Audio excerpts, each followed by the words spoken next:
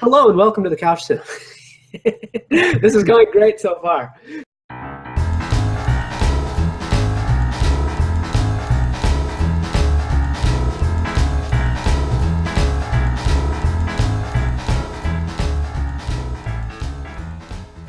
Greetings, Internet. Welcome to the Couch Sim. I am auxcbl. With me is prevch. We're glad you could join us. As this is the inaugural episode of the Couch Sim, you may rightly be asking, what is this show and what is the point? The Couch Sim is designed to be our corner of the Internet where we have constructed our virtual living room. And like a normal living room will be a place where we can invite friends to play games and have discussion about whatever topics may occur to us for the time of the video. So what we will be doing for the pilot episode is a little bit different than what we would normally see in the format of the show. Since the Couch Sim is designed to be a virtual living room, we should mention that it is done in a rather whimsical format. It's important that we say, look, everything we say needs to be taken tongue-in-cheek, grain of salt, because it's fucking ridiculous. Well put. We also are gonna, one of the points of our show, or what I shouldn't say points of our show, I should say one of the things we're striving for as a channel is user interaction. So throughout the show, we're gonna be prompting you for your input and to respond to everybody if we can. We should acknowledge that we are not expert or professional Hearthstone players. Neither myself nor prevch have actually used any real currency in our play or development of the game. And so therefore, this isn't designed to be a very technical, high-level analysis of the cards, just our commentary on them as amateurs. And we do also acknowledge that we skip certain cards. We do apologize, of course, if we missed a card you're particularly fond of, but do feel free to enlighten us in the comments and start a discussion that way. And who knows, we may in the future come back to it again. So let's talk about One Night at Karazhan. We're going to just start out with the neutral cards here. Reminds me of Mana Worm.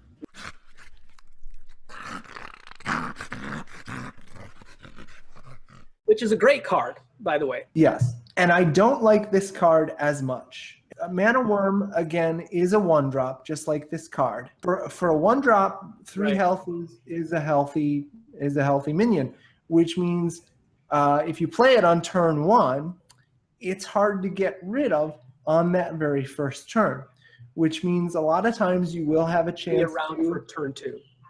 Right.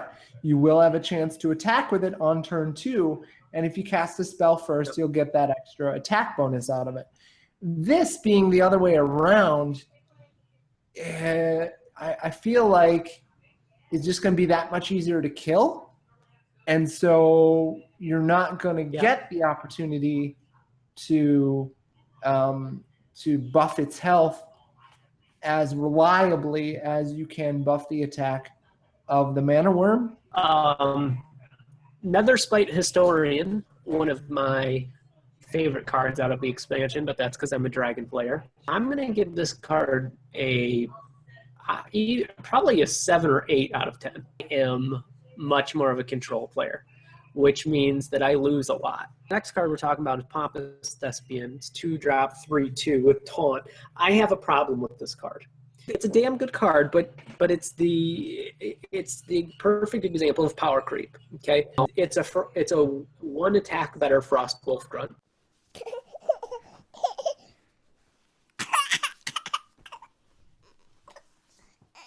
Right. And so it made a card obsolete, and that's what I don't like about these types of adventures and expansions, is that if you don't start doing or trying new mechanics, what ends up happening is that you get this power creep, I should say trend, where the old cards just sort of start fading into obscurity because the only way to one-up themselves is to just slightly adjust the stats. Hey, listen! Let's just say it's turn 7. A Warlock drops Violet Illusionist and then drops 2 Flame Imps. That's great, you know, because you got a lot of value out of your Violet Illusionist.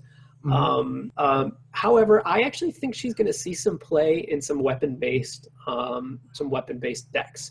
I can see a warrior with Gore Howl dropping this card.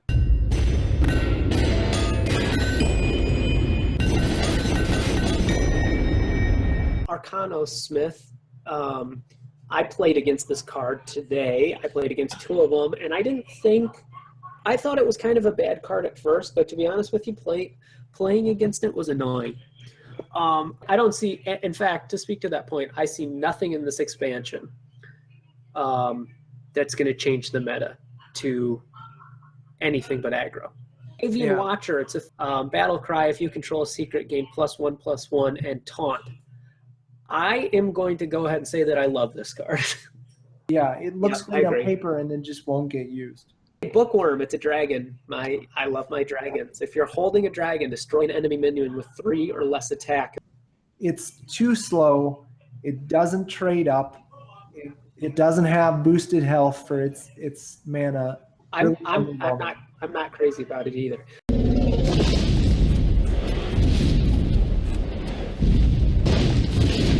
I think it is the best giant because you don't necessarily need to hoard cards in your hand.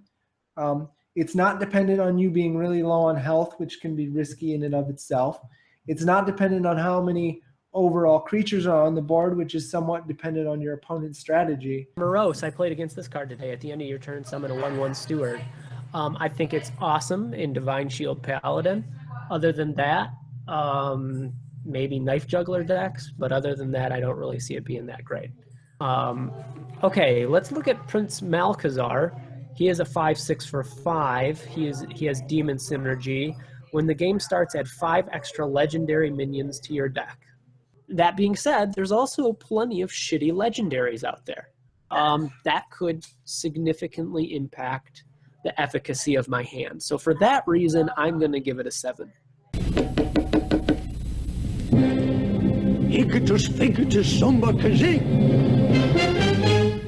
I want your attention, everything. I think you're definitely going to see this card in use, if for no other reason than this is the first neutral card that equips a weapon without equipping your opponent of weapons. All right, let's look at Druid real quick. I'm gonna look at them all. Enchanted Raven is a 1-drop for 2/2, which is awesome in my opinion. Menagerie Warden, Battlecry, choose a friendly beast, summon a copy of it, also awesome in my opinion. And Moonblade Portal, restore 6 health, summon a random 6-cost minion. That's also awesome in my opinion. I think Druid probably did the best on this expansion. Let's look at Hunter. Kindly Grandmother as a 2-drop 1/1, summon a 3/2 big bad wolf. Cloaked Huntress 3/4, your secrets cost 0. And 2-drop Cat Trick, secret after your opponent casts a spell, summon a 4/2 Panther with stealth. Kindly Grandmother is good, not great, I don't think. It has beast synergy though.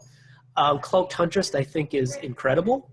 And Cat Trick I think is pretty good. But I think Nightbane Templar is their best card. Priest. But Priest right now is by far the worst class in the game. They're the worst in Constructed, they're the worst in Arena, and they're the worst by a lot. Unfortunately, the worst class by a lot just became the owner of the worst card in the game. So Priest of the Feast, 3/6 for 4. What does a priest do? A priest drops minions and then heals those minions to support them. Sometimes you buff them. Every once in a while you remove one with Shadow Word Pain or Death or Entomb. But for the most part, I'm not running that many spells. In my mage decks, I don't run that many spells. Your priest decks, you mean? That's what I'm saying. Excuse me. My priest decks, I don't run that many spells. And so if I have to wait till a spell comes across my hand, I'm not using this. We're both kind of very salty about the fact that Priest got shafted. Yeah, at this point we're just picking on Priest because we're pissed about it. Right. All right, so let's look at Rogue. I'm not a Rogue player. Swashbuckler, a Swashburglar, I should say. 1/1 for 1, add a random class card to your hand from your opponent's class. An ethereal peddler, reduce the cost of cards in your hand from other classes by 2. Well, you can already see the synergy between swashbuckler and ethereal peddler. And it's not like Rogue has had any problem winning. Rogue's one of the best classes in Arena. They usually play pretty well. They can do a ton of damage in a short period of time. My favorite Rogue card is Deadly Fork for this adventure. All right, so Shaman, we got Spirit Claws, has +2 attack while you have spell damage. We got Wicked Witch Doctor, whenever you cast a spell, summon a random basic totem. And Maelstrom Portal, deal 1 damage to all enemies, summon a random 1-cost menu. And Maelstrom Portal I like a lot, mostly because it's great against aggro. And I noticed that none of these had Overload. I was surprised to see that. None of the Shaman cards had Overload. Let's look at Warlock. We have Malkazar's Imp. Whenever you discard a card, draw a card. Kara Kazam, summon a 1/1, 2/2, 3/3. And Silverware Golem, if you discard this minion, summon it. With 2 cards, the Imp and the Golem, it goes back to the old Warlock mechanic of something happens when you discard a card. But the thought of a deck built around the discard of your own cards has never really caught on. And I don't see either of these cards changing that. I'm kind of hoping that these 2 cards will make a potential Warlock discard deck viable. I think it's just fun when a class gets a new opportunity, a new archetype to build around. Okay, so then I think our last one here is Warrior. So we have Fool's Bane, which is unlimited attacks each turn, can't attack heroes, 5-drop, 3/4. We have an Ironforge Portal, which is gain 4 armor, summon a random 4-cost minion for 5. And then we have Protect the King. For each minion, summon a 1/1 pawn with taunt. Does Fool's Bane seem overpowered to anyone else? No, I don't think so, though. I don't think it's a lot better than Doomhammer. And Doomhammer can attack heroes. Here's the uncollectible cards. We have a Whelp, a Pawn with taunt, a Candle, Big Bad Wolf, Broom, Cat in the Hat. Oh yeah, that's the stealth one that comes from that secret teapot and the sharp fork, that's the weapon that you get. I gotta tell you, I was really excited about this adventure. And I think the reason I was really excited is just because it's been so long.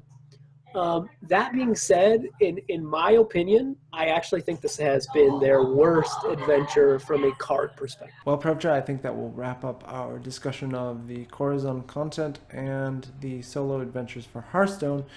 We will, of course, be commencing with the normal show format in the next and second episode of the Couch Sim. So please feel free to like, comment, and subscribe as we begin to add additional content to this channel. We thank you, of course, for tuning in, and we'll see you next time.